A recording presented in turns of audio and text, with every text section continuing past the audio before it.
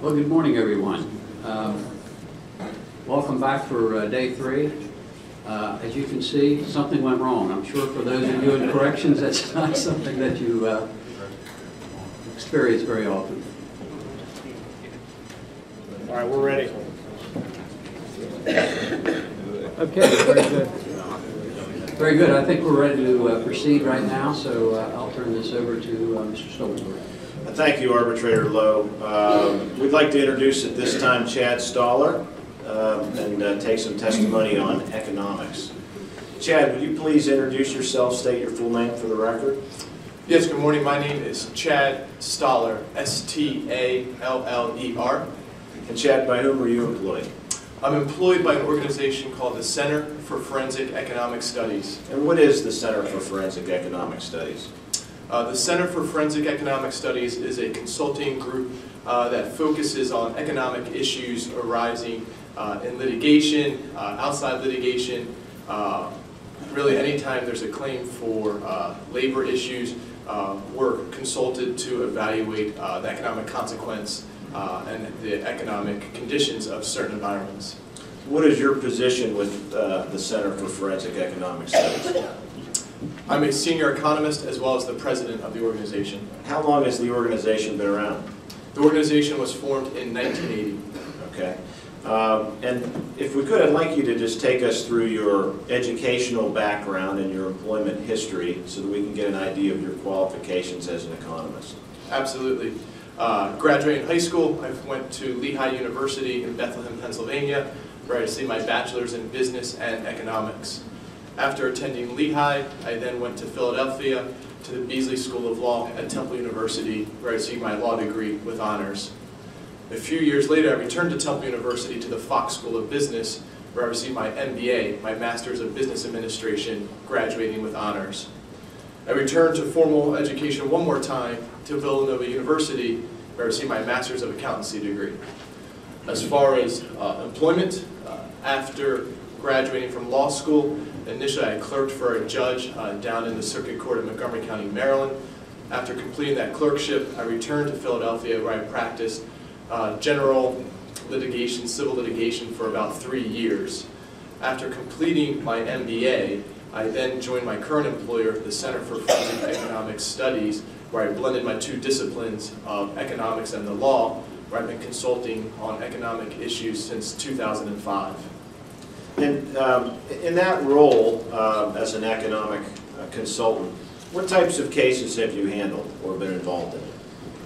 So my practice consists of probably 4 main disciplines. It would be the calculation of economic damages arising in personal injury and wrongful death matters, employment discrimination matters, which would include everything from a statistical analysis and what we call a disparate impact study to specific discrimination allegations by a single individual or several individuals. Commercial disputes, I also evaluate lost profits and business valuations. And then the 4th component would be non-specific litigation-related matters such as union negotiations, as we're here today, cost-benefit analysis for the acquisition of capital expenditures, whether that be public or private entities. All right. And in the course of your work for the Center, have you been called upon to testify in court? Yes, I have. What courts have you appeared before? I've testified in most counties throughout the Commonwealth of Pennsylvania. I've testified in the comparable federal court system in Pennsylvania. Other jurisdictions would include about 15 other states from New Hampshire, Massachusetts, Connecticut, New York, Maryland, D.C., Virginia, New Jersey, Ohio, Illinois, also in their comparable state and federal court systems. All right. Is this, I've handed out a copy of this document here. Is this your up-to-date and correct curriculum vitae? Yes, it is. All right. And have you been involved in providing lectures on economics or producing any written materials, papers, or anything like that? Yes, I have, on both. I've lectured. I probably provide about 30 lectures a year on economics.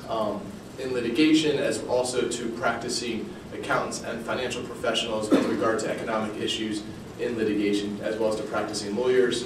I'm an adjunct faculty member at Temple's Law School, where I lecture on economic damages. And with regard to publications, I've authored probably 10 to 15 articles on the calculation of economic damages and the role of a forensic economist. Now, you stated that you are a lawyer. Correct. So you've maintained that, your law license? Yes, I have. And where are you admitted to practice? I'm admitted to practice in the Commonwealth of Pennsylvania, the state of New Jersey, and the state of Maryland. Okay. You mentioned that you are the president of the Center for Forensic Economic Studies. How many other professionals do you have working at the center? In addition to myself, the organization has 6 other economists. Okay, are they also lawyers? We have one other individual, one other senior economist that also has an economics background and also possesses a law degree. I would offer at this time Mr. Stoller for any questions on qualifications. Mr. Stoller, break down for me, if you can, you talked about your 4 main areas of work. Percentage-wise, your work in general, doing studies and testifying, economic damages, wrongful death, what would that be? The injury component of our practice would probably, in any given year, I would say about 40 to 50% of the practice. And when you say the practice, is that what you do, or is that the whole staff? That's what I do. Okay, so that's 40, 50%. Employment discrimination. Employment discrimination would probably be, in any given year, approximately 20%. Okay, commercial disputes. That would be, again, a rough approximation, 10 to 15%. And the non-specific litigation, I'm bad with math, that's why I'm an attorney, but you're an attorney and you're good with math. What's the non-specific breakdown? That would be the balance of the 10 to 15%. Okay, and then my question is this the first time you've done this kind of work? We're doing an Act 195 labor presentation where we have these gentlemen up here, high up on this bench on Mount Olympus, who are going to decide this issue. Have you done, I understand you're going to do comparability analysis of the salaries of the CEOs in Pennsylvania against other states. Is that what you're doing here today? That is one part of my presentation, yes. Okay, let me ask you about that part. Have you done that before? Yes. Where have you done that before? I've done that for other bargaining units in the state of, or the Commonwealth of Pennsylvania. So help me out. What have you done in this area before? Where have you testified before doing comparability regarding wages of unions? Where have you done that? In Westmoreland County. Westmoreland County. So you've done it once before? Yes, correct. Okay, and was that a prison? That was not. What was that? That was court-related employees. And when we talk about court-related, what are we talking about, sheriffs? Or what For this bargaining unit included sheriffs as well as court-associated individuals such as individuals in the pathonetary's office, court secretaries, other court professionals. Okay, so this is the second time you've done this, testified regarding comparability? In this particular setting, a lot of my practice frequently deals with comparability, but this would be my second time specific to Act 195. Okay. And today, so just help me out today so I know if I don't want to ask any more questions. You're doing a comparability analysis, and you're, am I correct, you're also comparing the wages against, wage increases against CPI? Well, I'm looking at the wages of the bargaining unit under various metrics. One, comparing it to other cohort data, so other correction officers in various other states to see how our officers are doing here.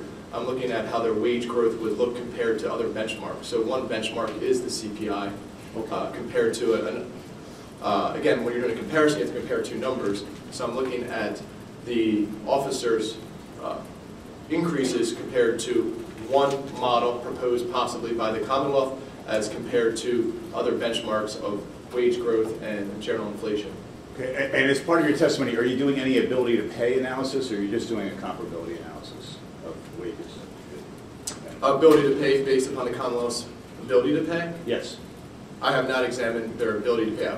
Actually, I should rephrase. I've examined the general fund as far as availability of money, but I haven't done a financial study of the exact ability to pay. That's all I have, unless Mr. Pedro has any questions. I'm sorry, did you say you have testified in other Commonwealth bargaining unit contexts? What were those? The one I've testified was for Westmoreland County. The bargaining unit was court-related professionals. I'm sorry, I misunderstood. I thought you had said you testified in other Commonwealth of Pennsylvania bargaining units like, you know, the state. Nothing else for the state? Nothing else for the state, Okay, no. thank you. I couldn't help but to notice, were you engaged 3 times by the firm Ballard Spahr in Philadelphia to lecture to their attorneys about economics? I have been, yes. Oh, thank you. But that's on employment discrimination damages, correct? The presentations for Ballard Spahr did focus on employment context, yes, correct. And for the record, they were well received in the narrow context of employment discrimination. Thank you, Dr. Stahl. Thank you. Chad, you were retained by the PSCOA to perform an economic analysis here. We have a copy of your report. Every member of the panel, as well as the Commonwealth advocates, have a copy. Do you have a copy before you? I do. All right, I'd like you to take us through your report. Let's begin with what the PSCOA asked you to do. You had some comments on that in response to questions by Mr. Harvey, but what were you asked to do with regard to your analysis? The general scope of my analysis was that the prior contract was expiring, going into a negotiation for the next period of time, and the general broad concept was to examine their wages, to examine what various wage increases would do to either make them competitive to their cohorts. When I say cohorts, I'm talking about other correctional officers in other states. And also just what about their ability to pay and survive based upon any raise provided by the arbitration panel. That would be how much would this allow them to continue to be competitive and also just survive for their family based upon earnings and wages. What can they buy in the economy? All right, and so your analysis was a wage analysis, correct? That's correct. Okay. Now, you mentioned that you took a look at the general fund. I believe we have a copy of that up on the screen now. Why did you look at the general fund, and ultimately what did you find? From public finance, the general fund is the fund that really is the most discretionary fund available for the Commonwealth or any public entity to provide for non-specifically allocated increases or expenditures. So this would be the most relevant fund to examine based upon public finance of what money would be available for additional expenditures. All right, and what did you find? Looking here, we have it up on the screen here, that revenue from the general fund has been increasing. We were at $50 billion in the fiscal period 2012 to 2013. The most recent fiscal period, and this is coming from the audited financial statements of the Commonwealth. We're up to $56 billion in revenue, so the Commonwealth's revenue is increasing nicely. And over the last couple of years, we have a nice fund balance. All right, so I noticed that you mentioned you used audit reports. And is that different from a budget report? It is. So audited has been reviewed by an accounting firm, verifying the authenticity and the accuracy of the data provided by the Commonwealth. So in any type of analysis, in this context or any context, we want audited financial statements. The accounting firm is saluting the validity of those numbers. A budget, contrast that, is a proposal of what one thinks we can do or we have available or what we expect to see as far as revenues and expenditures. A budget hasn't been audited, it hasn't actually technically occurred yet. So these numbers here for 2012-13 up to 2015-16, these are fiscal year, this is fiscal year data produced as part of the audit, is that right? That is correct. So 2017 is not over, we don't have an audit for 2016 to 17. Correct. So the Commonwealth is operating on a budget of 2017 But again, audited financial statements are a historical review. Budgets are kind of prospective of what we're occurring and what we believe we're going to incur in the future. All right. What is the next item that you looked at as part of your analysis? The next table we're looking at here is the historical population. Obviously, one of the main sources of revenue for any public entity is tax dollars. So what we have to look at here is how the population of the Commonwealth is doing. It's growing, so we've seen that nice, and what we'd expect is additional tax revenue into the future. All right, and where did you obtain this information? The U.S. Census, so that's coming from Department of Labor, U.S. Census Bureau. And it looks like at the very bottom of the document there is an estimated number. Where did you obtain that? Again, from the U.S. Census, they have estimates for each current year. The actual formal census is every 10 years, so the last year we have from a formal census period is 2010. Let's go to the next slide. What are you reflecting here? What we're looking at here, excuse me, is the makeup of the bargaining unit. The bargaining unit consists of 10,845 members in total. And what's the breakdown of those 10,845 members? Do we have younger, or I can't say younger, but I should say individuals with less experience or more experience? So what we're looking at here is the median. Just from general statistics, the median is the 50% point. So we have half the population below that. We have half the population above that. So half the population below is slightly below 10 years of service as correction officers, and then the balance of the population would be right above it. And then we have the additional categories of their breakdown of years of service. All right, so this is percentage-based for all of the bargaining unit members, correct? Right, so this is a percentage breakdown of the 10,845 members.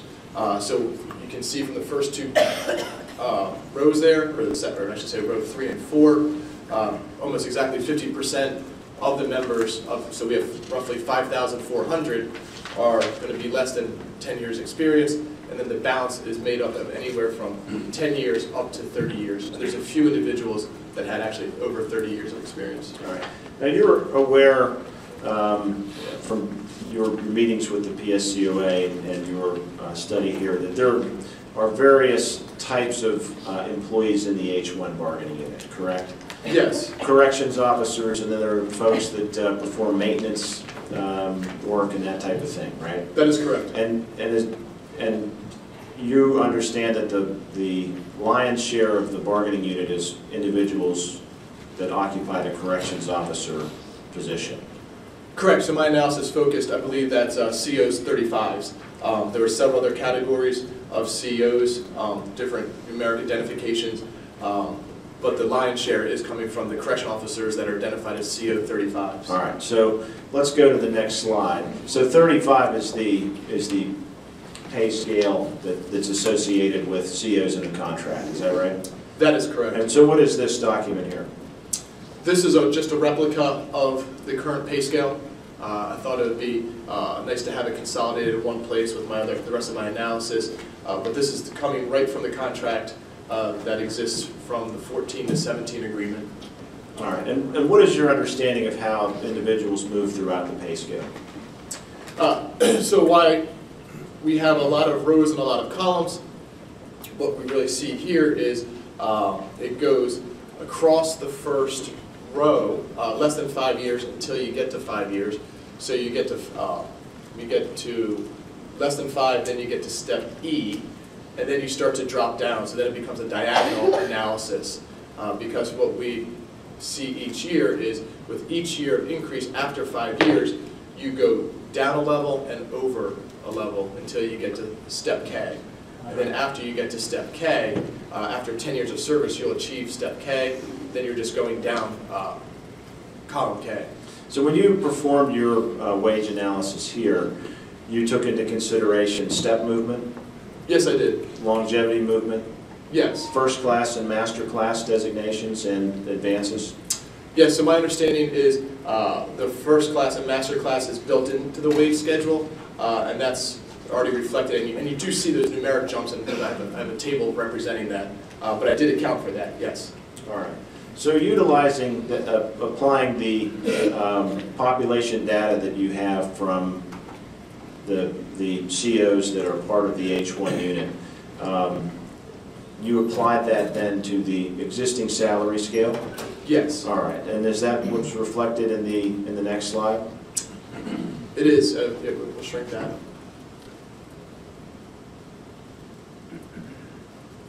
All right. Tell us what we have here.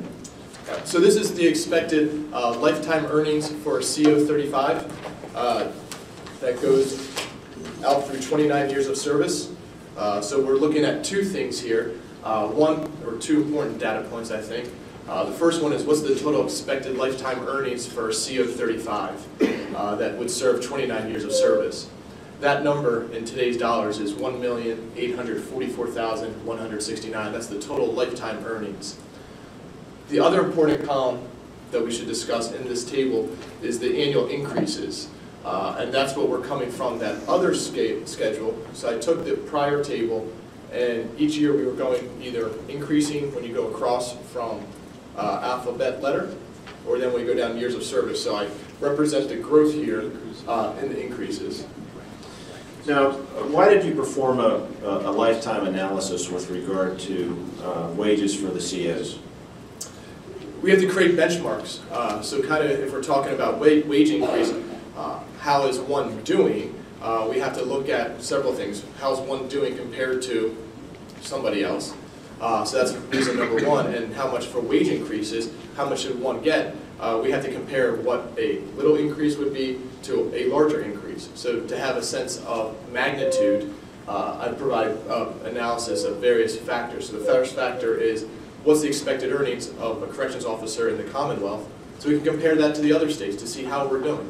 Just to clarify, this is this is without GPI, right? This is just the stepping and longevity. CPI, you said CPI, correct? GPI, wage increases. There's no wage increases. Correct. Okay. Well, this is the wage increase that's coming off the existing schedule. Right, but no pay increase, contractual pay increase. That's correct. Okay. Yeah, this is, Pat, this is from the existing contract ending June 30, 2017. Okay, thanks. So just if you want an illustration, just go back, well, just to illustrate it.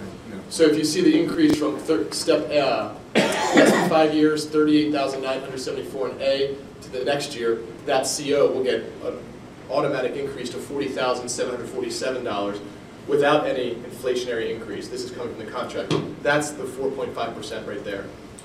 So you were asked about this earlier today in terms of looking at other states. You looked at the wage scales and schedules for corrections officers employed in other states within the United States, right? Yes, focusing East Coast, our neighbors of the Commonwealth, yes. Which states did you select and why? That's good. I selected states neighboring Pennsylvania to get an idea of how we're doing comparing to our neighbors.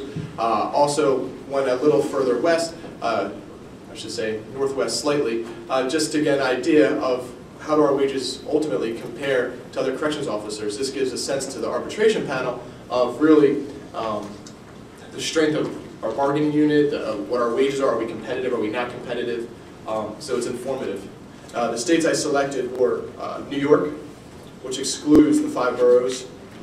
All right, so you took the 5 boroughs out of the mix. That's Why right. did you do that? So cost of living index, the 5 boroughs obviously have an extremely high cost of living index. So we're also trying to compare states of similar cost of living.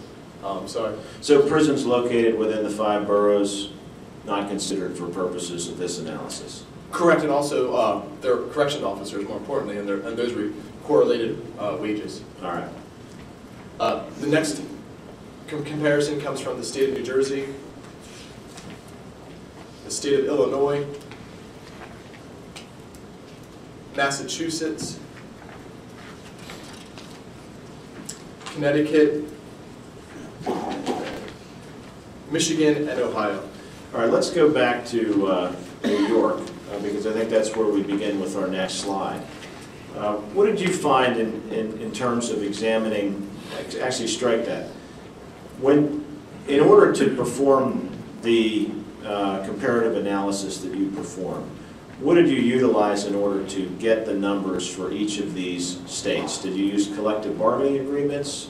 What did you use? Yes, for each respective state, I had their most recent CBA and the respective pay scale for those bargaining units. All right, so we're talking, when you're using, the numbers that you're using for the 2017 numbers for PA or against the 2017 numbers for New York, et cetera? Well, maybe not 17, the most recent the pay scale that we had for those respective states. Some were in 16. Some do have 17 wages already established based upon the duration of those contracts. Some contracts are in existence from 14 to 18, other ones just expired. So the most recent ones I have. But you don't have any that are like, you're not comparing 2017 PA to 2018 or 19 for some other state, right? No, so, and that's a good question. If anything, the contracts from the other states have already expired, so their wages would be lagging a little bit, not going into the future where there would be greater because of future wage increases. All right. Or do you have that information with you in terms of which states were 2016 or 2015? If not, we can supplement it, but... I think what the supplement, I didn't put that in this packet. Well, let's proceed then. Let's take a look at New York. This is from their most recent contract. Well, actually, we do have that on Table 15. Oh, okay. All right. So, we'll talk about this table in greater detail, but this was the most recent wage agreement. So, New York's wage data actually expired in 2015. New Jersey expired in 14. Illinois is current, so we had the 2016 and 17 data. Likewise for Massachusetts. Connecticut had expired at the end of 15. Michigan just expired at the end of last year, 16, and Ohio's is current. Okay, great. So with regard to this slide on page 8 with New York, we're looking at a 2017 PA numbers versus 2015 New York numbers then? So to grow it, I did increase it by their historical rate of increase. Oh, you did? Okay. Yes. So I wanted to, the goal here is to compare apples to apples. So knowing that the New York wages were 2015 wage data, I had their contract, I had their wage growth, so I took their historical average wage growth to get that into a 2016 figure. All right. So for New York, did you find that they utilize a similar program with regard to steps, longevity, that type of thing? Yes, they do. All right. And what were your findings? Findings, again, this is excluding the 5 boroughs. The state of New York, we're slightly behind on overall wages, so this has no consideration for any future wage increases during a future contract period, but just looking at what we had 16 to 16, the wages over the lifetime of the CO for the same period of years, the Pennsylvania CO is short in total wages by roughly $6,000. All right. And now you said that with regard to our bargaining unit, the median is what, 9.8 years? Just under 10 years, correct. Okay. So as far as the folks that are at the median level, that's where the greatest difference or where we lag behind New York the most is in those first 10 years, right? And that's correct, and you can see that absolutely from the table, because when you see the first 10 years, you see the negative, what's in parentheses, that shows where we're lagging, and then in the other years, we're on par or slightly above. But you can see for the first 10 years for the Pennsylvania CO, they're significantly behind by a large enough number that over the next 20 years, we'd never catch up. All right. New Jersey is next. Yes. Same analysis, looking at the same tables, just for the respective state. Here, there's a drastic difference compared to New Jersey COs. Over the lifetime, our CO would be a deficit of $350,000. All right, so you stated that when it comes to New York and New Jersey, New York's, the last contract you had was 2015. Yes. New Jersey was 2014. Yes. And you applied the historical rate of increase. So what was the historical rate of increase that you applied for New York and for New Jersey? So to get New York current, their average contract increase in their contract was 1.3%. So that's the rate I applied per their agreement.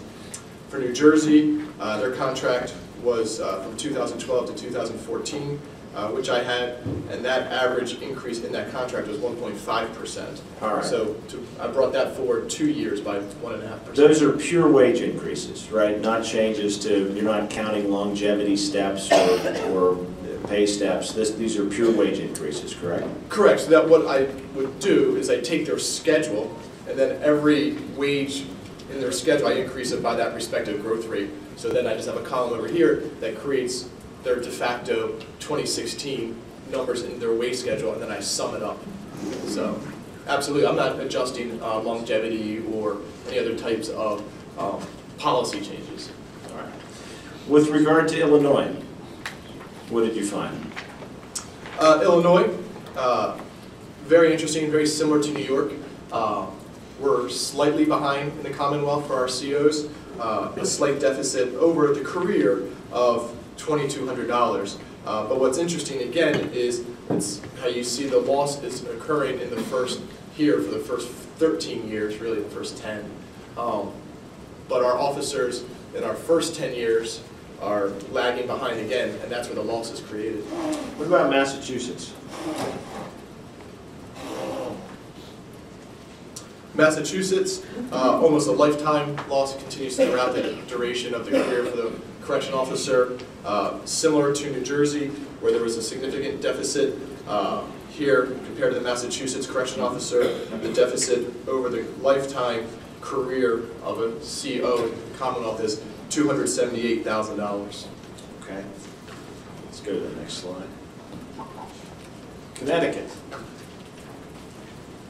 Connecticut, again, interesting, because what we see again here is our correction officers in the Commonwealth are lagging almost again for the same first 10-year period. After that 10-year period, there is an increase, there's an improvement of the base salaries of our correction officers, and in this scenario, through the lifetime, there's a positive effect of our correction officers compared to Connecticut correction officers in the amount of $137,000. All right. Michigan. Michigan, again, our correction officers in the Commonwealth of Pennsylvania lag the first couple of years. However, that difference is made up over the lifetime, where we have a lifetime benefit to Pennsylvania correction officers of $325,000. Okay. How about Ohio? Ohio, Pennsylvania correction officers' lifetime expected earnings are greater than the expected lifetime earnings of the correction officers in Ohio by a difference of $517,000. All right, so a pretty significant number there. You mentioned slide 15 earlier. What does slide 15 reflect? Looking at slide 15, the wage growth. Again, this isn't getting into any of those respective contracts pay scales now, but just what was their wage growth in their last contracts. So this is what this slide represents, is the actual wage growth received by those respective bargaining units and the average wage growth across those states that we looked at, which was 2% overall wage growth. And so that's 2% per year, correct? That'd be per year, that's correct. All right. Now, And I'm saying, can I just clarify one thing? This is general pay increases, not taking into account longevity, the impact of longevity and service increments, correct? That's correct. This is those contracts respective each year that general wage increases are 1.5%, 2.5%, correct. on top of the step and longevity increases. In those respective contracts, that is correct. Okay. Now, you stated that you obviously looked at the contracts. So can you tell us, based on the contracts that you looked at, for example, New York, what is the or in terms of looking at each one of these, are some of these independent unions that are corrections officers only, and others are, well, I mean, understanding that the bargaining unit is the bargaining unit. It's going to be corrections folks working for the DOC. But were you able to determine and tell us whether some of these groups are associated, let's say, with AFSCME or SEIU, and other ones are independent? I was able to identify each of the respective states' bargaining units. Yes. All right. How about New York? New York was an independent unit. It was a PBA. All right. And they're ahead of, based on your analysis of PA in terms of the lifetime earnings, right? New York is slightly ahead, correct. New Jersey? New Jersey is significantly ahead, and they were a private bargaining unit or a PBA. All right. Illinois? Illinois, they're AFSCME. Okay. Massachusetts? Massachusetts was a private federation, or I should say independent federation. Okay. Connecticut? Connecticut was AFSCME. Michigan? AFSCME. Ohio? AFSCME. Are you saying AFSCME or AFSCME? AFSCME. AFSCME, okay, just checking. All right. Let's move on to the next slide, 16. I need a vow earlier. You have to talk to Vanna about that. We can't help you. What is slide 16? Slide 16, what we're looking at here, and this is the first table of a collection of 3 tables on this page. What we're looking at here is assuming a 4% wage increase for the CO 35s in Pennsylvania compared to the other states and their respective wage increases. There's more data to this because I look at it from 3 different vantage points. I look at it in the first column, how is our year 1, our starting salaries compare to the other states with a 4% wage increase compared to those other states' historical wage increase that we just had on page 15. And then looking at our same employee at the 10-year mark and then our max salaries. And the max is what, 29? Correct. Okay. If I might, please. Stoller, I'm sorry. When you increased, Pennsylvania increased it by 4% Yes. going forward. How about the other states? Did you also increase the other ones by 4 or by the historical rate? No, so the other states get the growth as indicated on page 15 so New York got a wage increase from their starting salary of, they were probably at 42 and change because their average wage increase was 1.3%. So that's what, to get to 43,890, I took a $41,800 figure and grew it by 1.3% for a 4-year period. New Jersey got its respective wage growth from page 15.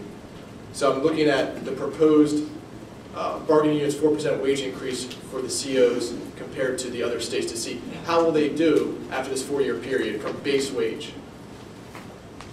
And what we see here is overall, even with a 4% wage increase, the first-year COs in the Commonwealth would still be lagging compared to the starting salary of their comparable officers in other states. Right. And then year 10, so we're looking at the year 10 salary. So that's the schedule we had on our first schedule. That's basically year 10 of service, you're at step K. That's the 68,000 figure with a 4% wage increase. We're slightly ahead at that point with a 4% wage increase compared to the other states' respective wage increases over a 4-year period. Our max salary would be ahead by 15,000 over that 4-year period, 2017 through the conclusion of 2020. The base salary would result in a positive effect for our correction officers that are at the top of the pay scale. All right. And you didn't limit it to 4%? Correct, I gave different models. And as we would expect, as we bring that suggested wage increase, this is just general inflation increase, down closer to the other states, the loss and the increases become smaller, or the loss becomes greater for our year 1 officer. So we were at $2,000 or $1,900 loss differential. It becomes magnified to a $3,100 loss differential in favor of the other states, meaning our salary would be lagging for the Commonwealth.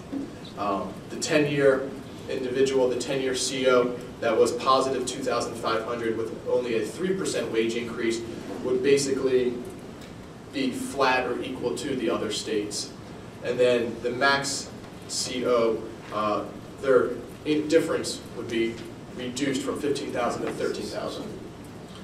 Okay. So, and then we can see state by state, New Jersey would still be ahead, Massachusetts would be right in the same ballpark. So the 2% figure that you used, that was the 2% average based on the comparison states from slide 15, right? Correct. So in slide 15, all those contracts, the average wage increase per year was 2%. So this gives an illustration of what would happen with a 4-year period, taking our COs and giving them a 2% wage increase compared to the other states' respective average increases. So if the number were 2% in terms of years 1 through 10, there is a negative finding. So correct. So again, the starting CO salary with only a 2% wage increase falls even further behind their cohort or their comparable first-year individual in other states. Our 10-year individual, our 10-year CO, who had either a slight advantage compared to their comparable cohort, with a 4% wage increase, at 3% they became flush, and then with a 2% they're in the hole, they're negative. And then for our max salary individual, again, that increase is just decreasing to a smaller positive gain compared to the other states' most senior individuals. Okay. Obviously, you did not limit your analysis to that. You also looked at CPI numbers. Correct. Why did you do that? To give the arbitration panel information. How is our economy growing? What's the wage growth? What's the cost of inflation? What's that general wage growth? Because wage increases have to be, again, everything's measured on the margin.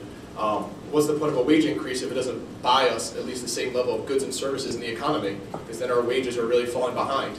So if our economy is growing at 2%, but wage increases are only going at 1.5%, we're numerically or economically, we're buying less goods and services because our dollar's worth less. CPIU, why did you select that? It's the broadest category of inflation, carries the most basket of consumers. The wage increases or the wages of the broadest category of people, as well as the broadest category of general expenditures. So according to slide 17, we are not in a deflationary situation, correct? Correct. We had one blip on the radar right after the Great Recession of 2008. You can see that pretty clear. Inflation was humming along. Then we had the Great Recession, and then you see a drastic change from 2008 to 2009. And then we started to see inflation picking back up, which was the ultimate goal of the Federal Reserve. Did you consider any other economic tables for comparison? Yes, I did. I also looked at the historical change in the average hourly earnings. This data on page 18 comes from the Economic Report of the President. General wage, this is general wage data. Over a 20-year period is slightly off of 3%. Over the last 10-year period, it's at 2.55%, and then over the trailing 5-year period, it's slightly above 2%. Why did you look at this data? I want to look at what wage growth is really doing in our economy. So again, CPI truly measures broad inflation. What we want to try to narrow down to is wage growth, and this is a data specific to how wages are changing in the economy. All right. Next table. Similar to table on page 18, this is the compensation per hour index. So what we're looking at here is another measure of growth and inflation.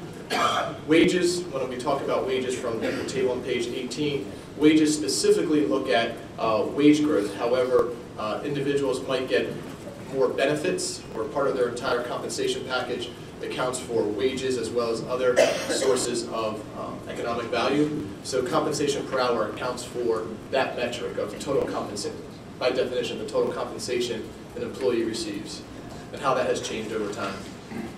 What's your data source on that? This is coming from the economic report of the president. All right, let's go to the next slide. You also looked at a purchasing power analysis, correct? Yes, I did. Now, let's take a moment.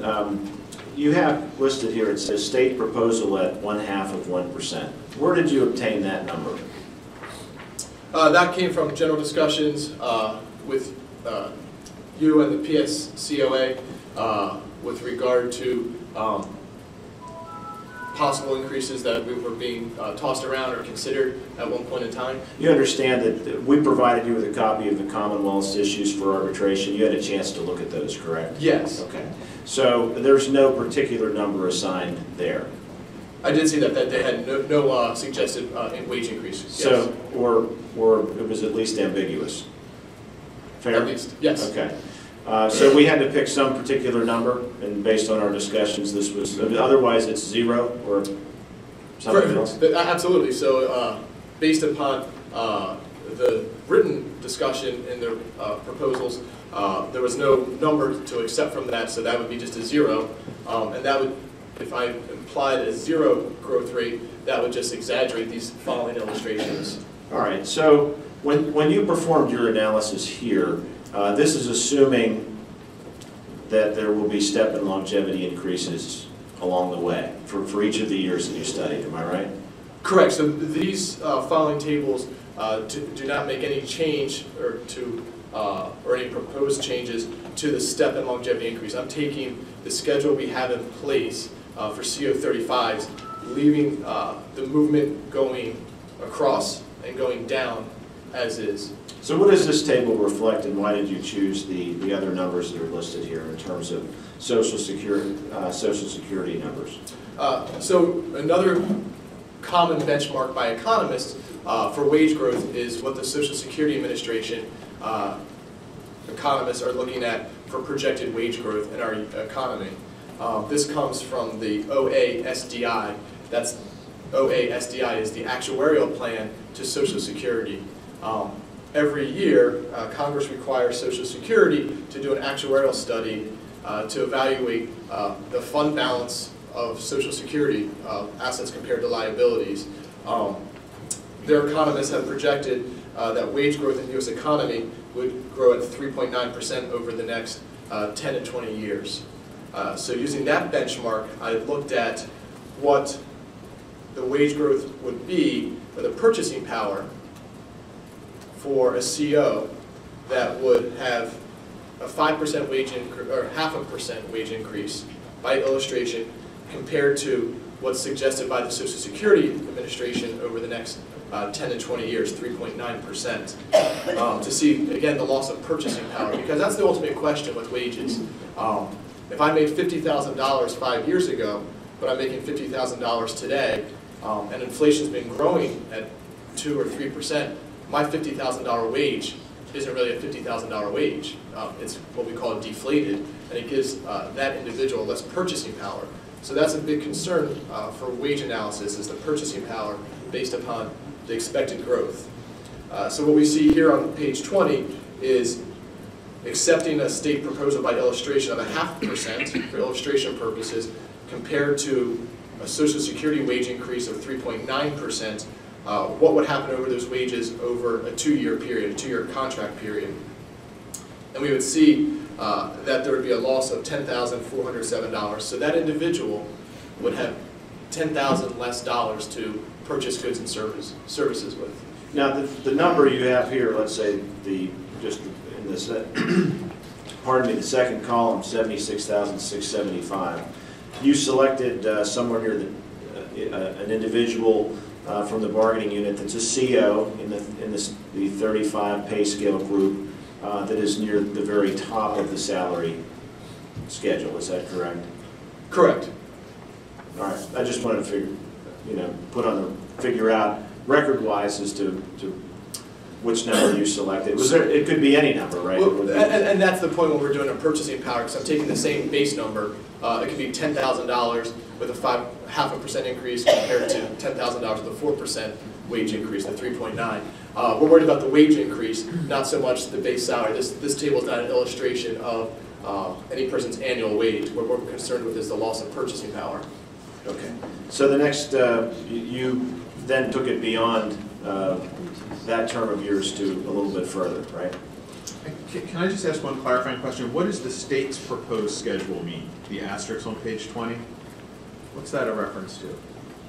The duration period. Again, in my preliminary discussions, when I was meeting with the PSCOA, one of the issues was the contract period would be a proposed duration of 2 years versus a 4-year contract.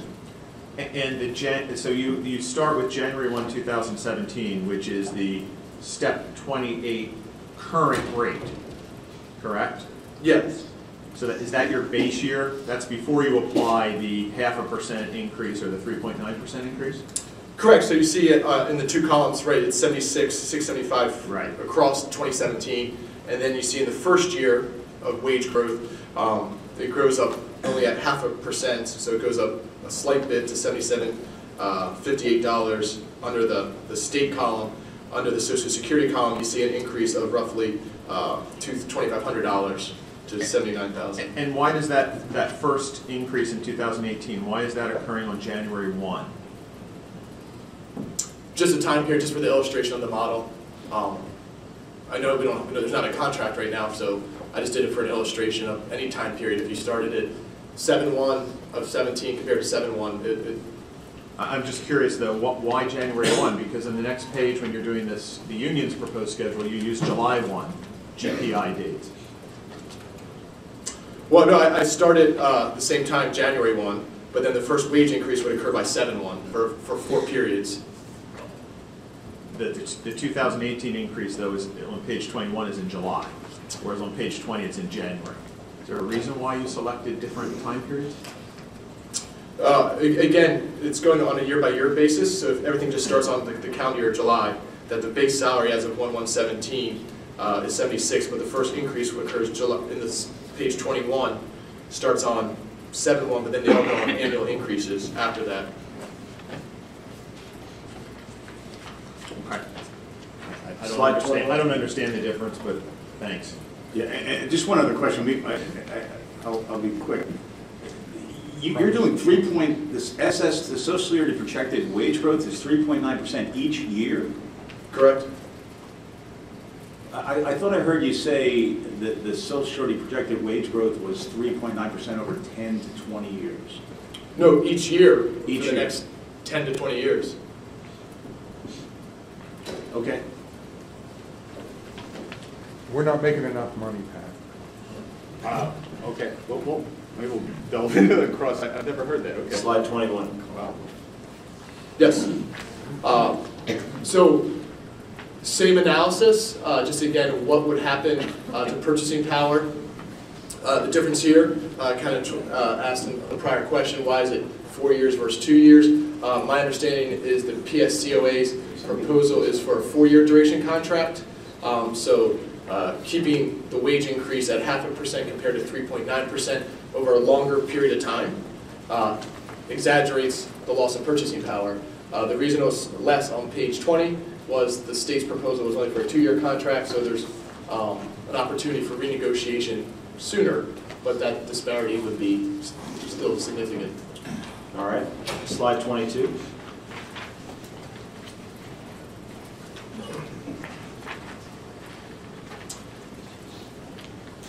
Same approach, same time periods. Difference now is looking at the wage growth that should we assume for the model a 2% wage growth, which was the average wage growth we saw on page 15 based upon the other unions. What would be our loss of purchasing power, assuming a state proposal of only 0.5%? The loss over a 2-year period would be $2,300 in purchasing power. And then you did another 4-year analysis after that, correct? Right, the 4-year analysis, exactly. It just becomes exaggerated, so the purchasing power loss would be $16,500. And again, the longer the periods, so the more years you have this wage growth disparity, the bigger the overall purchasing power becomes. Okay. 24. Looking at same approach, now we're just looking at 3% compared to what the average hourly earnings wage growth was on one of the prior schedules, and also the compensation per hour index.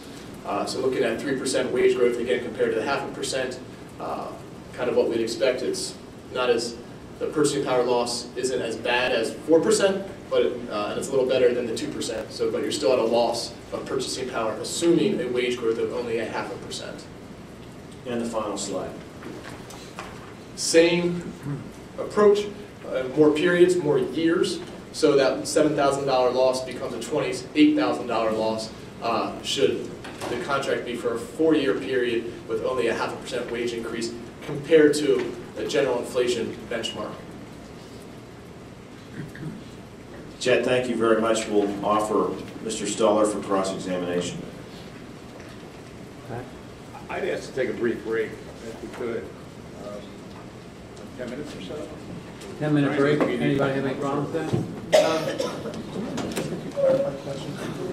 Okay, before we take a break, hold on just a second. I'd like to ask a few clarifying questions before we take a break, and then Pat, whatever you want to do is fine.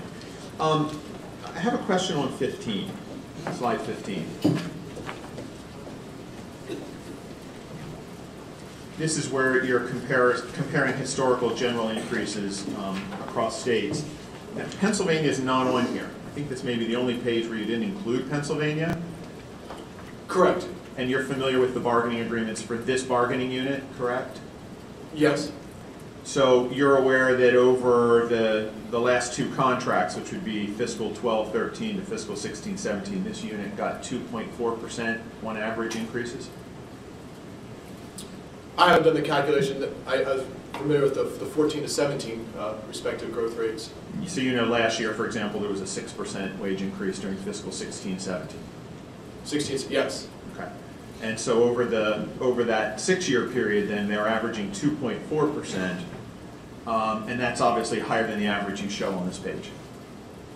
Correct? 2.4 is higher than 2. Yes. 20% higher, in fact, right? Yes, that would be correct. Okay. Could you look at 17? This is your CPIU page. So you're giving us the growth in CPIU over various different periods, ranging anywhere from 1.3 to 2.15. But you don't, in all the subsequent charts, you don't go back and do any comparison with this. Why is that? So again, we're focused more on wage growth. CPI, again, is a true measure of inflation. The CPIU does not necessarily measure the growth of wages, so I'm concerned more so with how wages should be growing. I'm sure you reviewed Dr. Markham's testimony from 2014. He works for you, right? He does.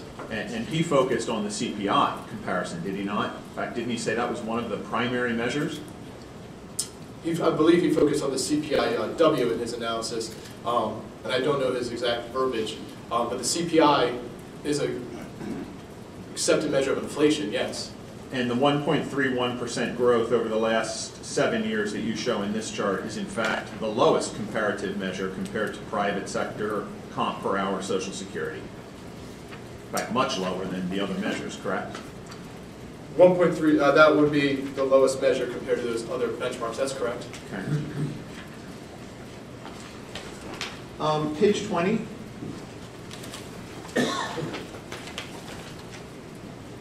So there's a series of slides here where you've assumed the state proposal is 0.5% over each year for 2 years.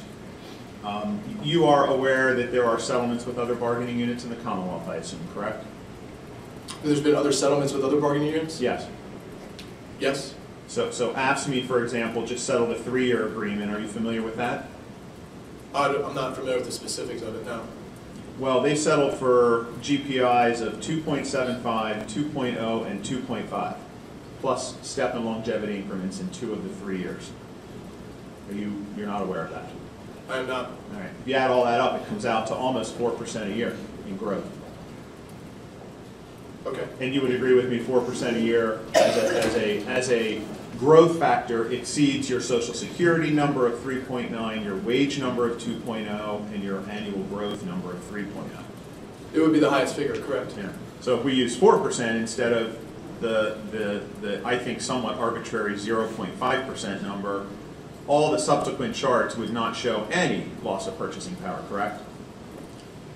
Right, if you use 4%, I think that would be what the bargaining unit was looking for. They would accept that. And nobody told you the Commonwealth proposed 0.5%, did they? That's just a number you guys came up with for your analysis.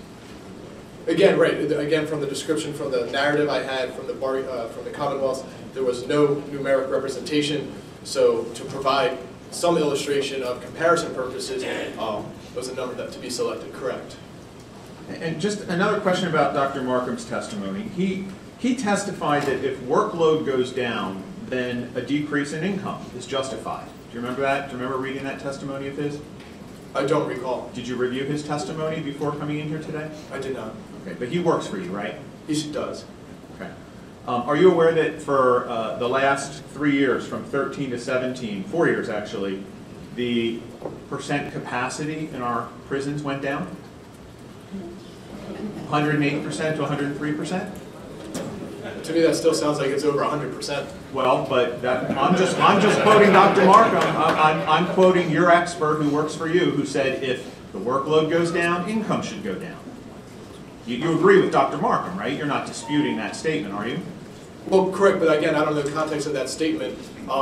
Again, if a prison's still over 100%, that doesn't necessarily, and 108% compared to 103% doesn't necessarily mean workload has gone down. That just means it's a lower figure. Well, he also said that if the inmate to staff ratio goes down, that would indicate a decrease in workload. And in fact, the inmate to staff ratio has gone down during the same 4-year period. Are you aware of that? 2013, it was 3.38. 2016, 3.22. That's a 4.7% decrease. Are you aware of that? I wasn't aware of that, no. Now, I think you said that you did not consider ability to pay, correct? I did not do a specific analysis beyond looking at the general fund, correct. Are you aware that the Commonwealth, according to the Independent Fiscal Office, is facing a structural deficit in its budget? I'm aware of that there is a deficit, yes. Are you aware of the magnitude of the deficit?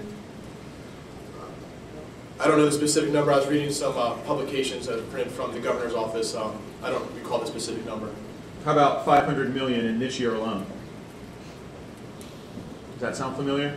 I'd have no reason to disagree. Or 1.7 billion next year projected. Again, this is the Independent Fiscal Office. This isn't the governor's budget office, but the Independent Bipartisan Oversight Committee.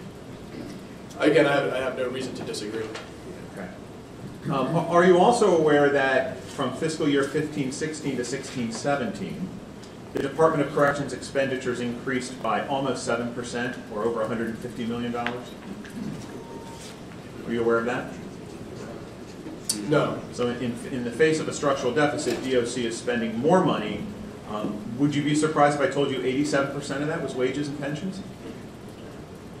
Of the additional money or the total? Yes, of the budget? increase, yes. I'd have no reason to disagree. In your state comparisons, did you in any way account for differences in ability to pay among the states? Or is it just based strictly on the wage schedules? The wage schedules. All right, and it doesn't account in any way for cost of living in, say, New York versus Pennsylvania, or Massachusetts versus Pennsylvania? So that's not reflected. So for New York, again, I removed the 5 boroughs. So again, looking at what they call ACRA data, cost of living data, most of the cost of living is roughly within the same benchmarks, but I didn't do a specific analysis.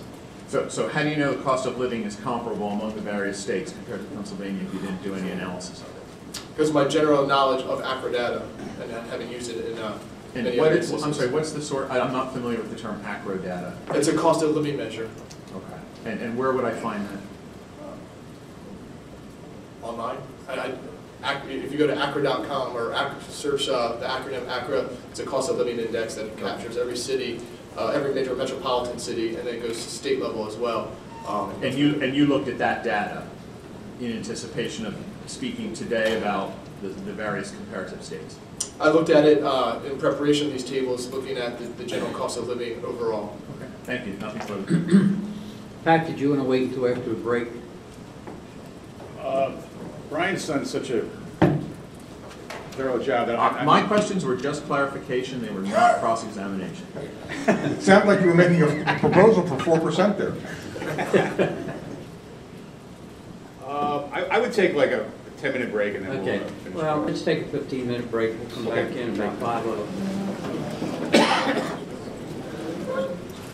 Okay, we're back on the record now and ready for some cross-examination. I hate to disappoint everyone, but I have, after that break, I have no questions. I can ask one or two if I disappointed everyone.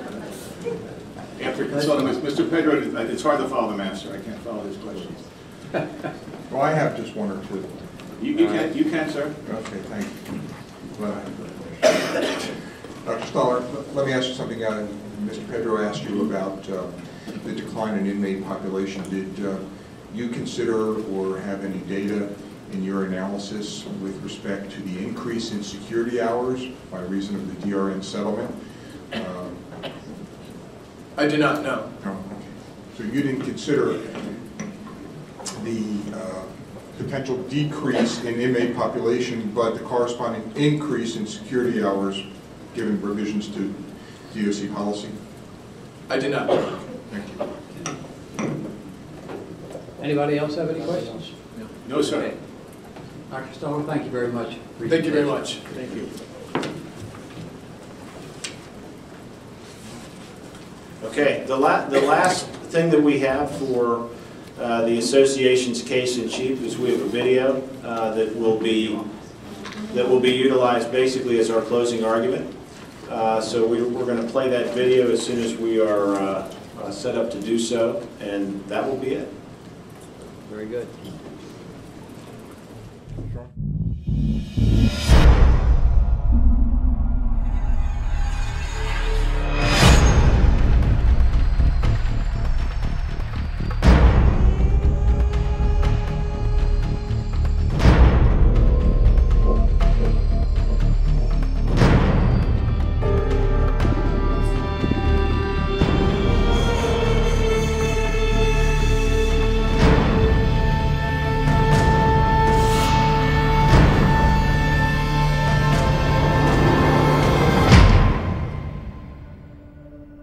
No, nobody grows up wanting to be a corrections officer.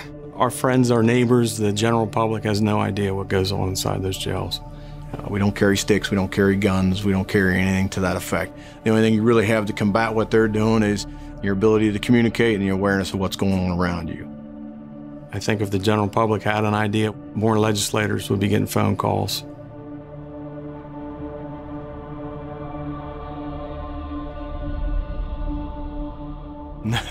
Nobody's in there for tax evasion, you can believe that. Cop killers that have murdered and raped children, thrill for kill, suffocated and drowned their own children, their wives, their family members. You know, you're surrounded. It's not where an inmate is standing in front of you all the time. They're walking behind you, they're walking beside you. You don't always see what's coming. These are the guys that I talk to on a daily basis. Someone comes in there having a bad day, and the perfect target's the guy standing there in gray all by himself with 400 of your buddies.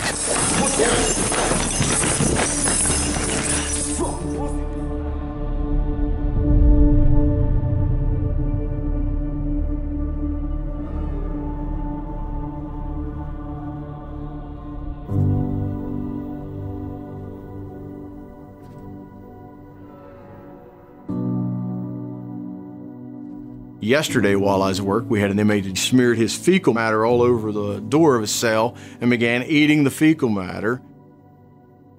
We recently had an inmate that went up to his cell and cut his own testicle out. A guy took a padlock and he tied an extension cord to it.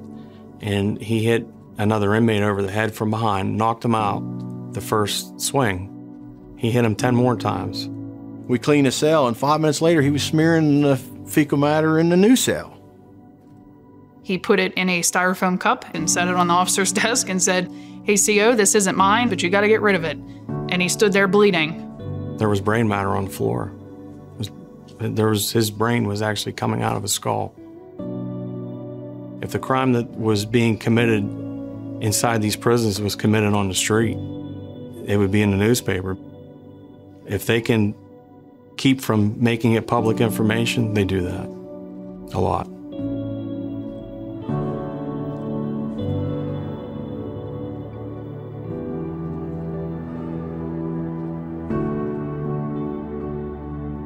There's always a complaint of abuse.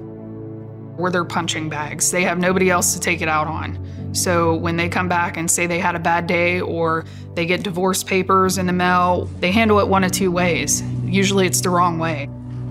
The inmates have a mentality that this is their institution, they run it.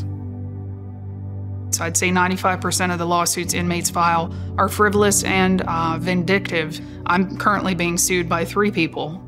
When you get called down to the office and they scrutinize you, that's a lot of stress. You're worried, am I going to get suspended? Am I going to get fired for something that I didn't do? As a female staff member in a maximum security institution, you're going to second guess me using force to protect myself? I have a major issue with that.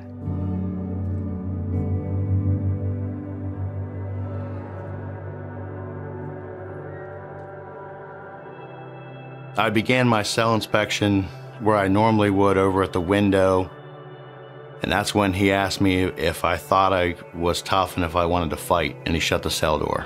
We had an inmate on the housing unit that I was working that was mentally unstable. You should, on any other housing unit, you can lock the cell door open.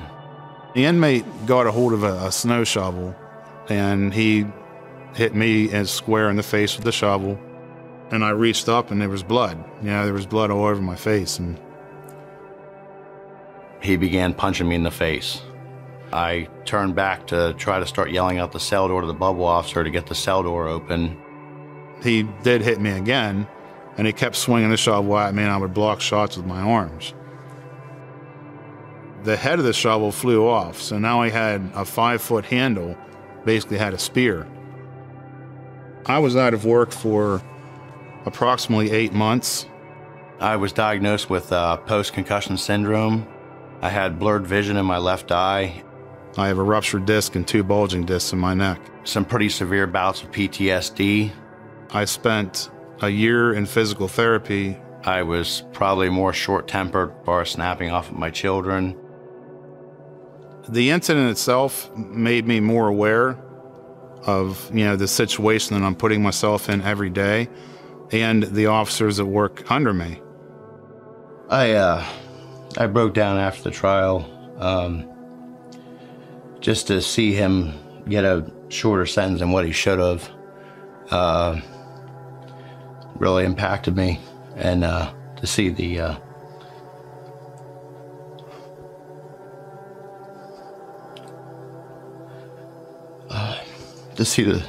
smirk on his face.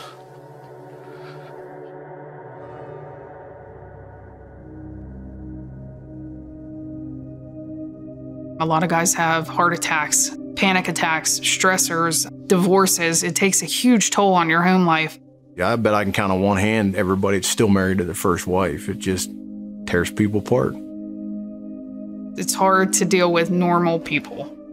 They don't understand what we deal with. Like sometimes you feel like you can't go talk to your coworkers even and say, hey, that was pretty screwed up. That kind of, like, I'm thinking about that. But then you go home, like, I don't want to say nothing to my wife. I feel angry that people are making decisions for my life that have no idea what I go through on a daily basis. I think that the guys in gray have my back. The administration, they don't care about my back. The politicians don't care about my back. All they care about is the dollar signs, the bottom line, the budget.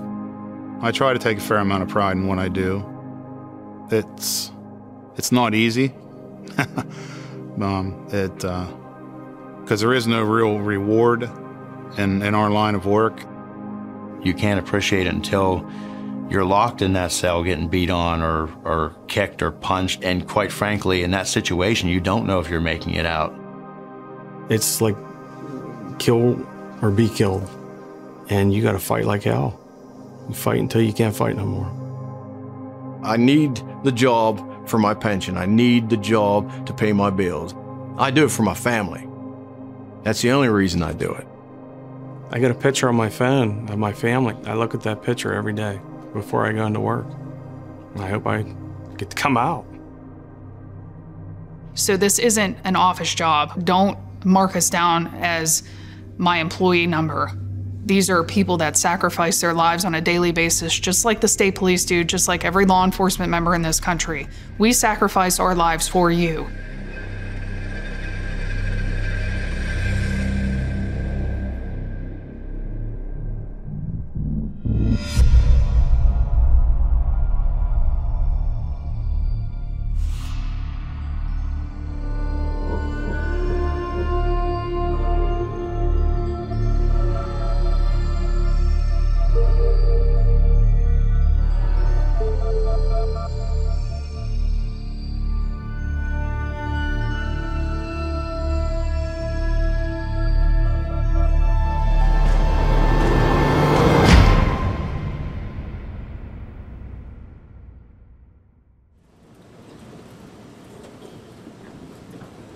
We will make a copy of the video available to the members of the panel and to the Commonwealth advocates. With that, we rest our case in chief. Thanks, Eric. And then we also needed some copies of the slides from day one. If we can just get those, we'd really appreciate it. Oh, you did? Okay. So we have a complete record. That'd be great. Thank you. Okay, I think that pretty much concludes what we need to do. We thank you all for your participation.